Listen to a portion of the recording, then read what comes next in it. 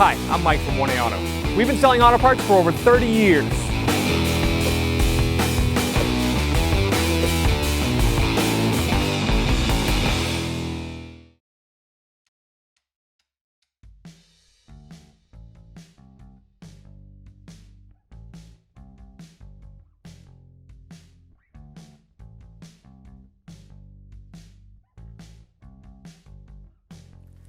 I'm going to start by spraying down the hangers so that the rubber will slide over the metal a lot easier.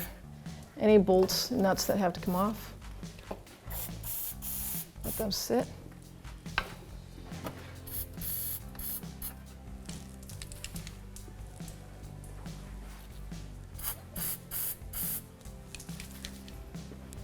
And then the last one.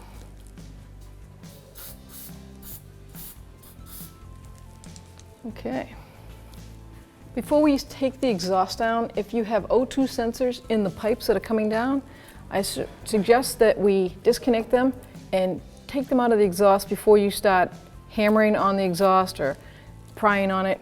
O2 sensors are very sensitive and vibration can actually damage them. So we're going to unplug this secondary O2 sensor. It's downstream. Let's see if I can get my hand up in there. Pushing on the tab, squeeze and pull. Wow, there you go. Someone's been in here before. They put a plastic tie here, so I'm going to cut that.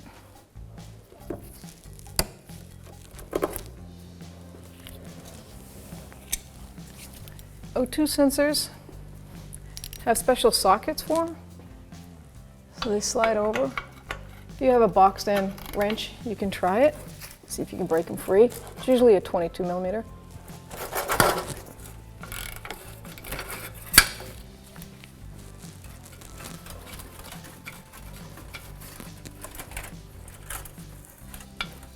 This exhaust has no O2 code, so we're not going to replace it.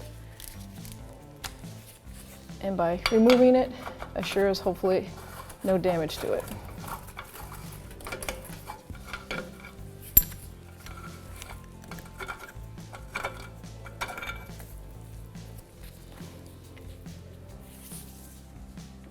We're going to start by removing all the cross brackets on the exhaust. There's 2 of them right here, and there's 8 bolts, and it's a 12 millimeter socket. We'll break them free.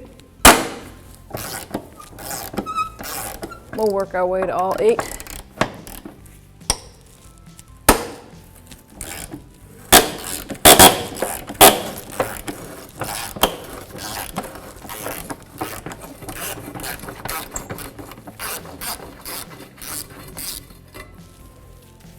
Seems to be a couple of tabs on the bracket. Looks like we're going to lean it forward, pull it down. A couple lock tabs. Last bracket.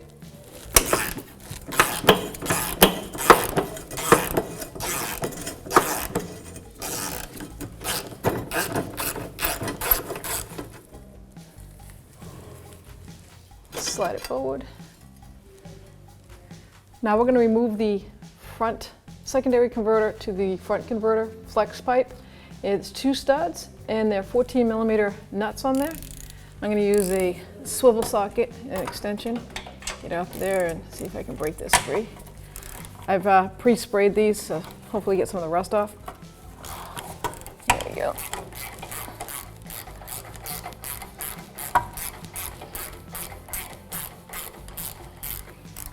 Hopefully you can reuse the studs, the nuts. The new exhaust will come with the studs, but these are nice lock nuts. So hopefully you can reuse them. And then I'm going to do the same to the other side. So we're going to take the rubber hanger off of the bracket that's attached to the car, because someone has done aftermarket hangers and it's a nice curve here. That'd be impossible. So we sprayed it and hopefully it's enough to work it off. I'm just going to use a long pry bar. You can use a flathead screwdriver, a pair of channel lock pliers or open end pliers. take it off completely because we're going to reuse that.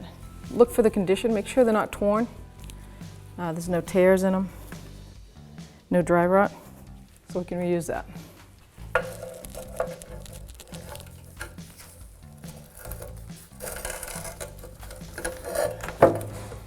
That's why that tool is the bomb. There we go. I'm going to move our way down to the next one. Might not work in there because it's kind of tight. But this hanger's broken from the exhaust anyways. So it looks like I'm going to break that hanger off and pull the front half of it down. The exhaust might break right here because it's pretty rotted. And then I can just disassemble the end muffler by itself.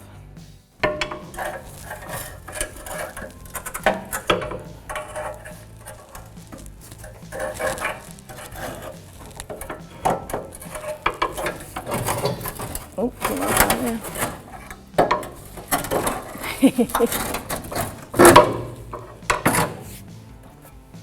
Let's see if we can get it to break right here.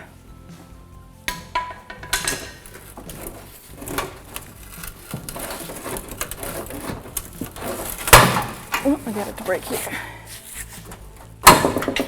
There you go. This is the front secondary converter. That's the downstream.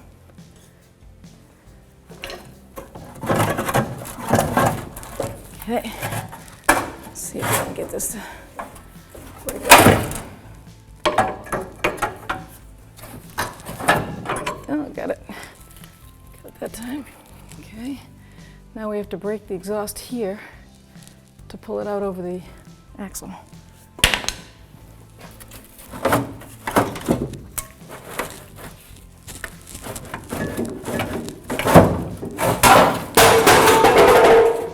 And that's how you do that, sorry.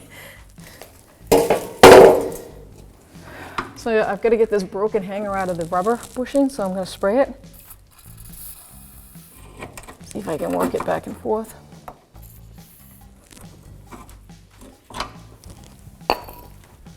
Just going to grab a pair of pliers and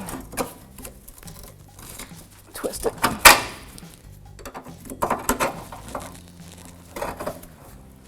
Well, now that it's out in the open, I could probably use the hanger tool. Couldn't get it in there before.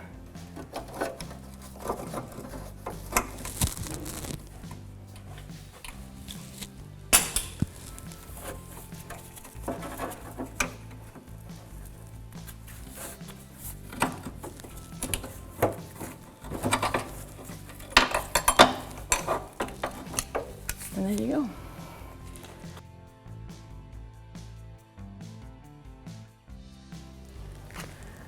I've cleaned the surface for the exhaust gasket where the downstream converter is going to meet. So I'm going to end up putting that up there. I got 2 new bolts and nuts. I'm going to just place those through.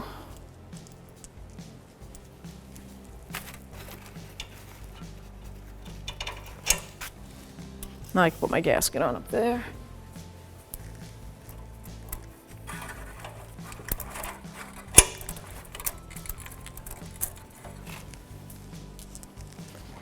Make sure you line up the O2 sensor on the side that it's supposed to be on.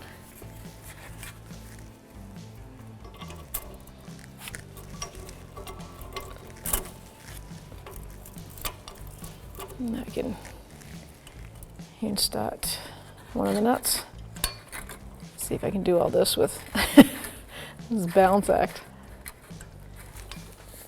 Tighten up the, put the other nut on the other side. I'm not going to tighten these until the rest of the exhaust is in. I've said it before, I like to have the whole exhaust in and lined up before I tighten anything. So we're going to move on to the intermediate pipe. Here's my rubber hanger, and I just like to spray with a little penetrating spray. Well, it slides on a lot easier. It goes up here in the mid section. Like butter when it's...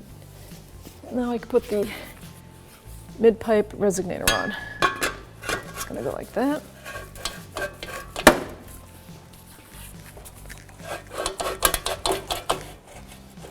Line up that hanger, slide her on. No clamping yet, not until the pipe, everything's assembled. So now I'm going to move on to the secondary mid-pipe into the muffler assembly. So I'm just going to use some rust penetrant and spray these rubber hangers, get them ready for the exhaust to go up. There's two of them, one over the, this is up here by the purge canister, charcoal canister. It's one there and one there. Let's bring the pipe up. Okay, so looks like it goes like this. Well, that's a tricky looking hanger. So I'm gonna put this one in first in the back. All right, and now this one in. And there we go. This is gonna get pulled forward and clamped, and make sure that it doesn't hit and make noise, which is going to be tricky. Okay, let's move on to the tailpipe. I'm going to spray the last hanger here. Let's place it up. So it goes over that hump in the end pipe.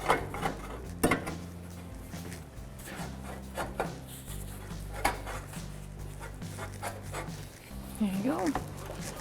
Sometimes the pipes get a little bent and dinged up in shipping. It's not unheard of. So we're going to use a little rubber mallet. Well, not a little rubber mallet, but a rubber mallet. There we go. Once we put the whole exhaust together, this pipe, if it's all the way forward, lined up perfectly with the hanger, the exhaust is just like 1.5 inches, almost 2 inches too short, and the front gets pulled forward. So I'm gonna take it apart and do some marking. I have to mark where this pipe will line up perfectly. So that way I've got enough material on both front and back of this resonator pipe to make sure it's clamping. So the minimal is right there for me. I'm gonna take a marker and I'm gonna mark the minimal.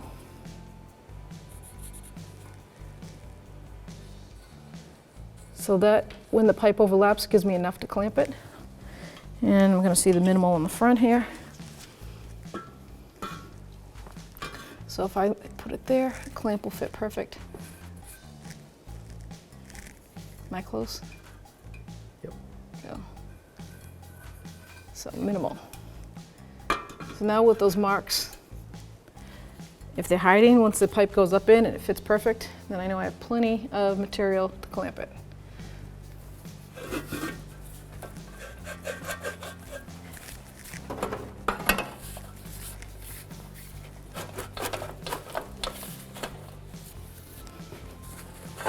There we go. And my red line's still not showing in the front, which is perfect. Just showing here, and now my exhaust is not hitting anywhere. Before it was riding up against the shield here. I'm just gonna bring it forward just a smidge. Shake it, make sure it's all lined up good. Let's see if this hanger. My goal here is just to get the hanger on and then make adjustments.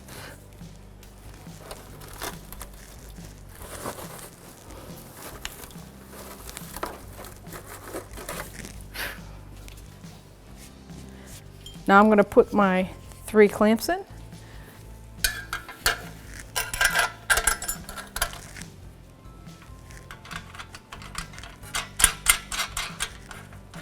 Tighten those up later.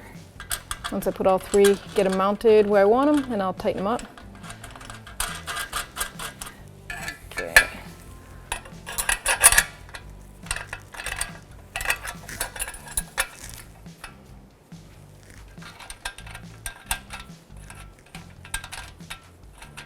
Now I'm going to put the last one on.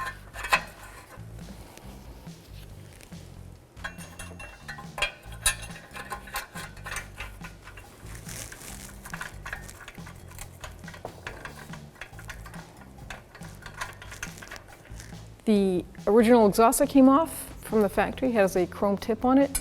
So we're going to redo the chrome tip. I don't want it way out here.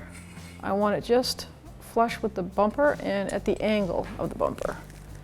And it has a little Allen heads that tighten it onto the tailpipe.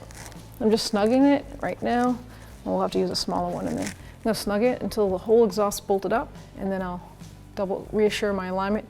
My drain hole is on the bottom. There's a water drain hole right there. So now it's time to tighten the bolts and clamps. I'm going to snug up the, actually I'm going to tighten them. Two front bolts on the flange. Doesn't matter if I tell you the size, because it all depends on what size bolts you get. I like to use, at least when it comes to exhaust, 10 millimeter bolts, not socket, but actual 10 millimeter by 150 pitch. Let's see if we can get a wrench on there and tighten it.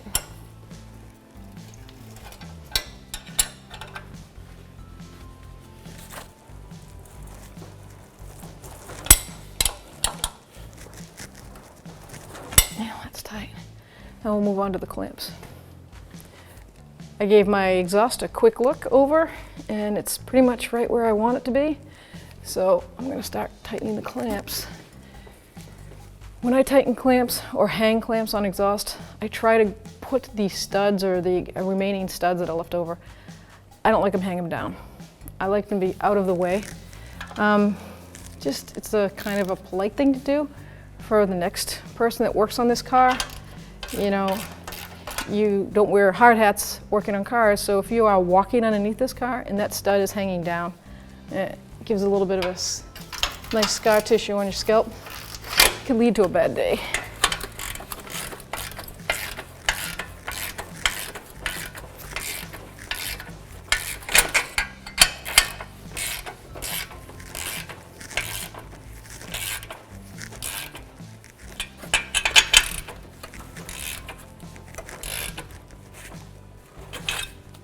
Move on to my next clamp. You see my red line? The marker had come out a little bit. See it? So I knew that I had to push it in. And without that, if I didn't have that and I clamped it wrong, this would be very loud because it would fall apart.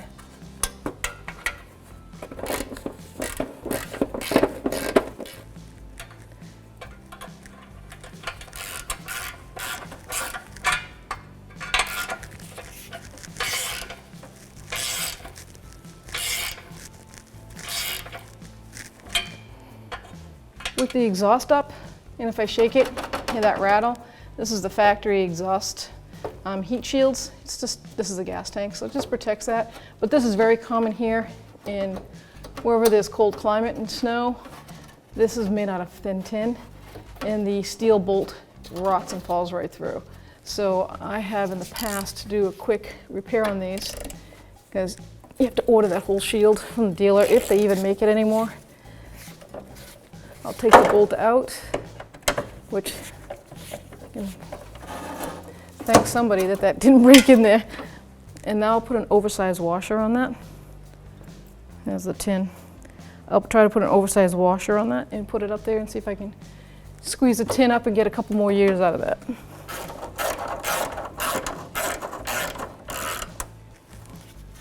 See if I can get let me get a flathead screwdriver and just push that washer aside and hold it there. So I got something holding that. Perfect. Nice. Sound is gone. I double checked my drain hole. I had to turn it just a smidge.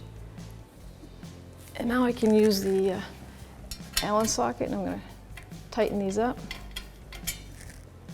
It's just an aesthetic, it's not a necessity, but like I said, the original exhaust for this Mazda actually has a chrome tip on it. So before I installed the O2 sensor, I put high temp anti-seize on the threads, And most O2 sensor, new ones, will come with a packet of this in it for this reason. These will strip out or freeze in there. Very common. I'm not going to get it on the vent holes, just on the threads.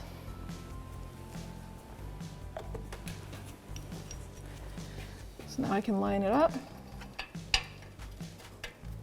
Start it by hand. And it is a specialty O2 sensor socket, which is a 22 millimeter.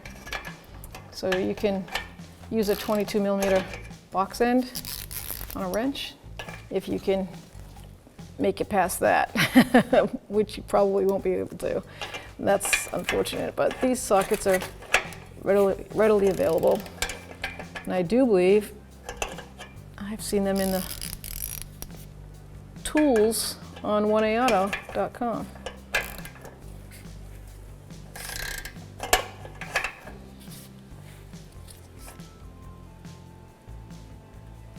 That's good, nice and tight.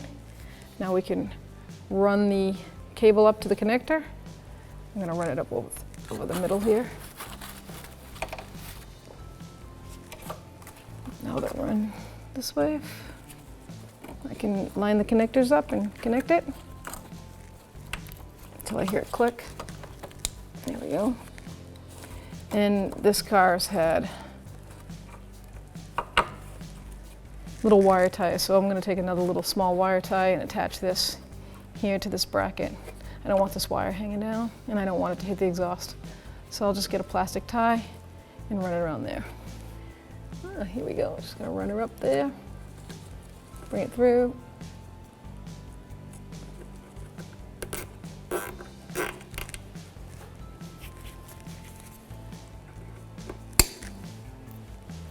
Put the front bracket in. It's got these lock tabs, guide tabs, so they'll go in that cutout slot in the frame, moving forward. That'll stay up there. I'm gonna put the back one in, same way. Move it forward, and then I can get my 8 bolts, start those up. I'm gonna spray some rust penetrant in the threaded holes. I'm pretty rusted, and that will help installation go a little faster, hopefully. Okay, 12 millimeter socket for all 8 of these bolts.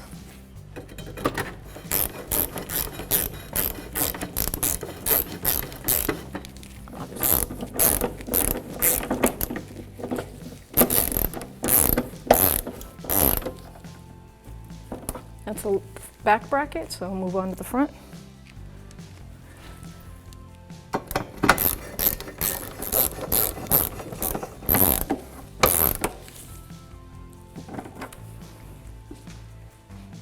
And there you go. Thanks for watching. Visit us at oneauto.com for quality auto parts, fast and free shipping, and the best customer service in the industry.